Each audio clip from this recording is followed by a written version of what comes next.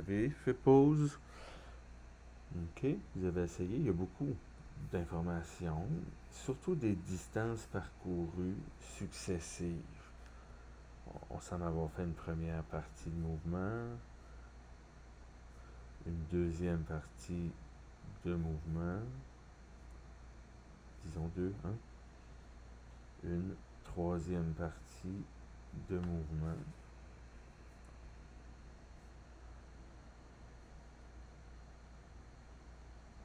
Et puis,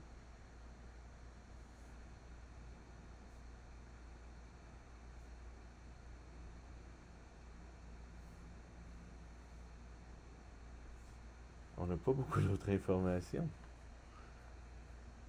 On demande une vitesse atteinte, puis les accélérations de chaque partie, parce qu'il y a trois parties, puis chaque partie pourrait être un MRUA.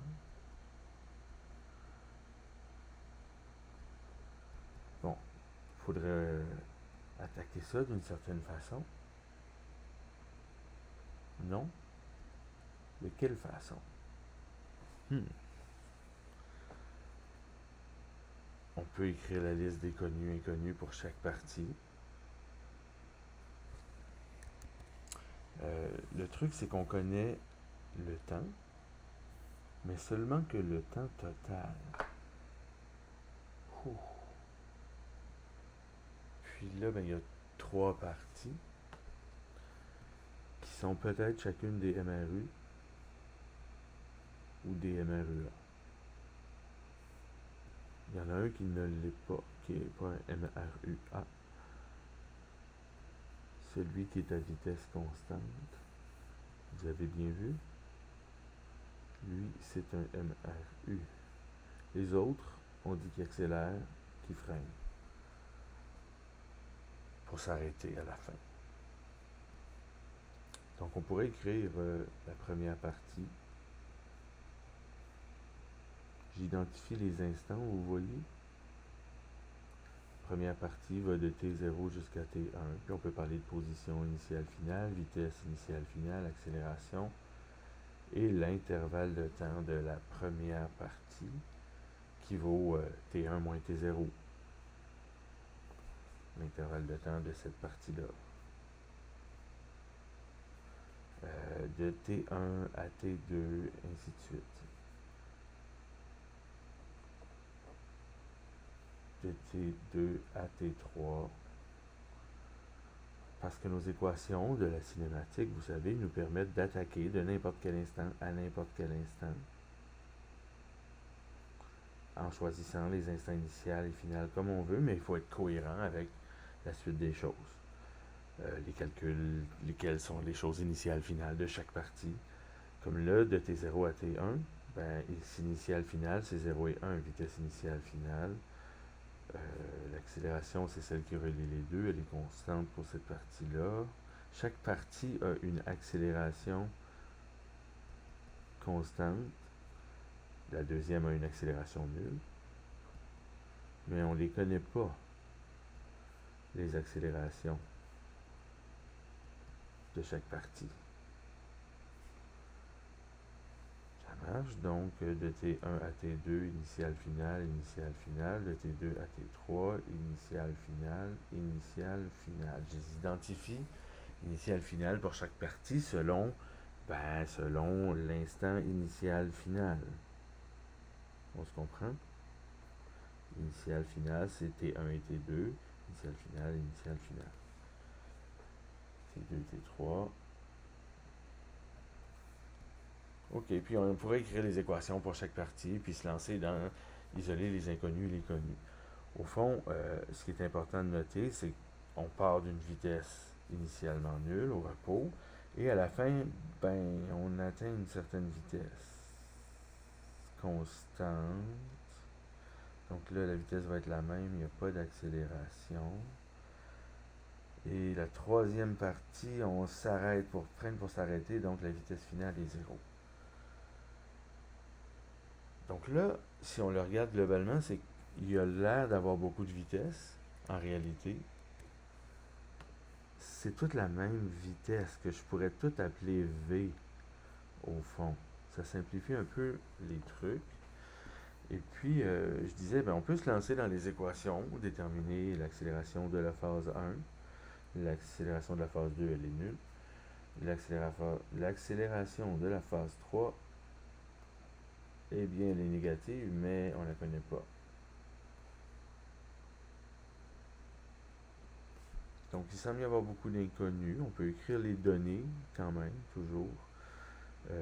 On termine à 200, on commence à 200 la deuxième partie, on termine à 360 parce qu'on a avancé 260 mètres. La dernière partie, on débute à 360 mètres et on termine à 410 mètres parce qu'on a fait 50 mètres.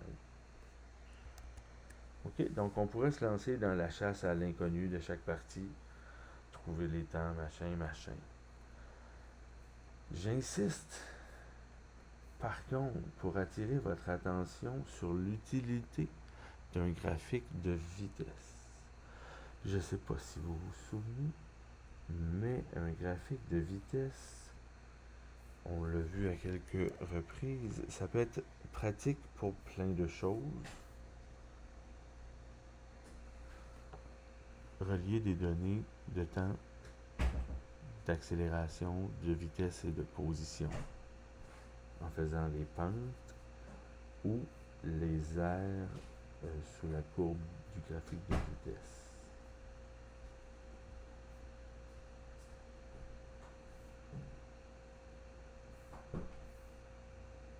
Regardez bien, on a une certaine vitesse qu'on atteint, puis on ne la dépasse pas. Hein? On dit qu'on accélère, qu'on garde une vitesse constante après l'avoir atteinte, et ensuite on décélère pour s'arrêter à partir de cette dite vitesse-là. Donc on atteint la vitesse, on garde la vitesse, on freine. Elle est inconnue.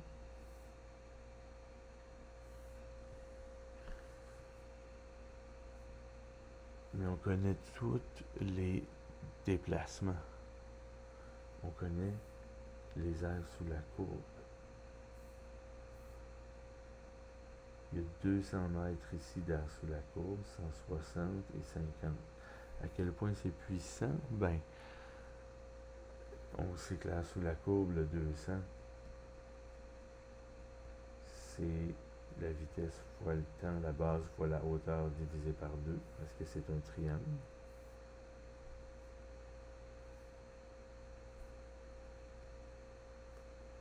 L'intervalle de temps de la partie 1. On ne la connaît pas et on ne connaît pas non plus la vitesse. Mais regardez, si on continue avec la deuxième partie, le 160, l'air sous la courbe, donne le déplacement. Parce qu'on multiplie, oui, des mètres par seconde fois des secondes. Et l'aire d'un triangle, base fois hauteur. La hauteur, c'est la vitesse. Et la base, c'est l'intervalle de temps. Et on continue, 160. Le delta x pour la deuxième partie, c'est l'air sous la courbe, c'est un triangle. La vitesse fois l'intervalle de temps 2. Je vais noter le 2 en chiffre romain pour l'intervalle, ce qui dure pendant tout l'intervalle. Alors qu'ici, les positions sont initiales et finales. Je les note 1, 2, 3 en chiffre arabe. Je pense. On continue. La dernière partie, le 50, c'est l'aire d'un triangle.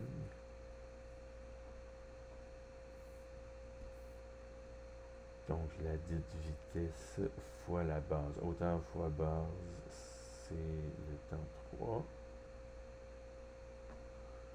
Et c'est un triangle divisé par 2. Donc tout ça nous semble avoir toujours deux inconnus. Sauf qu'il y en a un qui est toujours le même. Et puis la somme des temps, on la connaît.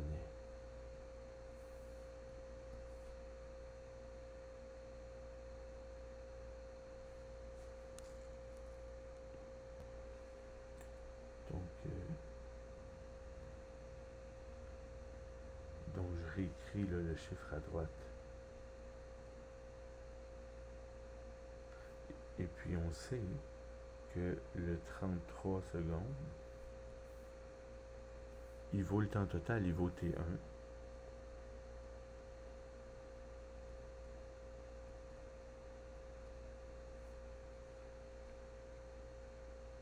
Et puis si j'isole T1, c'est 200 fois 2 sur V.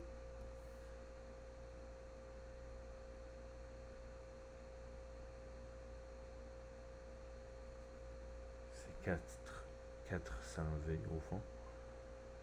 Le V...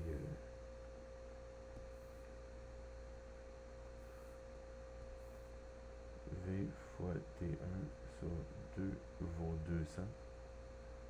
Donc le V s'en va en bas, le 2 s'en va en haut. D'accord? On fait son algèbre comme on veut là. Le T2 c'est 160 sur V. Le T3, intervalle de temps 3 ici, 2 fois 50 sur V. On peut mettre le 1 sur V en évidence et on envoie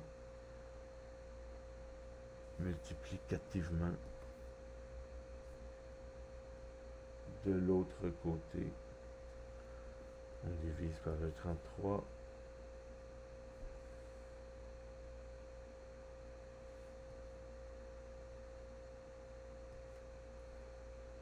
Et hop.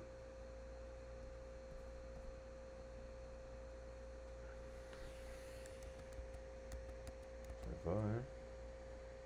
Celui-ci annule ces trois-là. On a la vitesse. Pour la question A,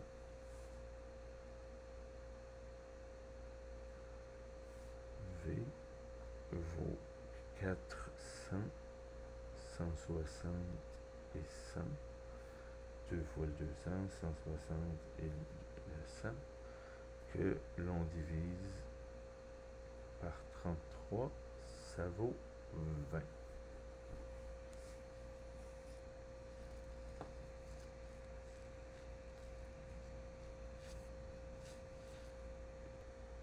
Pour les accélérations, ben maintenant, ça devient facile. Maintenant qu'on connaît la vitesse finale de la première partie, c'est 20. La vitesse initiale, c'était 0. On était parti de 0 pour se rendre à 200 mètres. C'est bien ça, la première partie.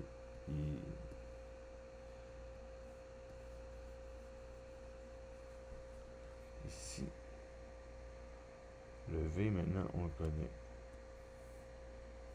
Ça fait nos 4 connus. On pourrait aussi demander l'intervalle de temps. On ne le demande pas. On pourrait.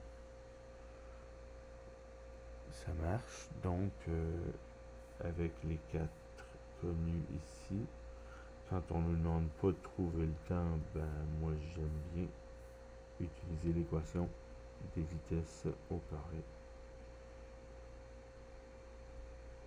On cherche l'accélération. On fait la même chose pour la deuxième partie. Ah, l'accélération était nulle. La troisième.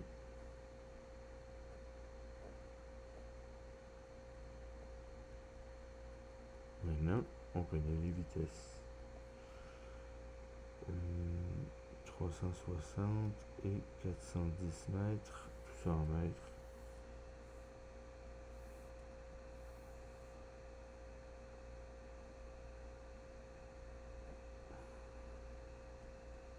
Même truc, même connu. Vous calculez l'accélération, ça va vous donner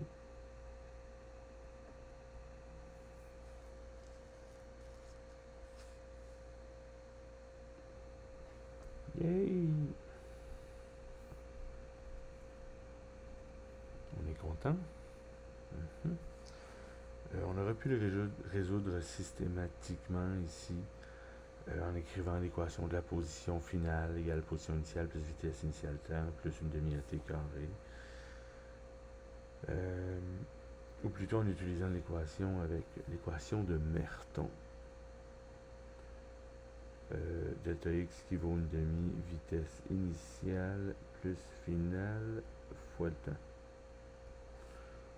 En fait, on aurait retrouvé, en isolant le temps 1, puis en l'additionnant avec le même truc pour temps 2 et temps 3, on aurait retrouvé exactement ces équations-ci.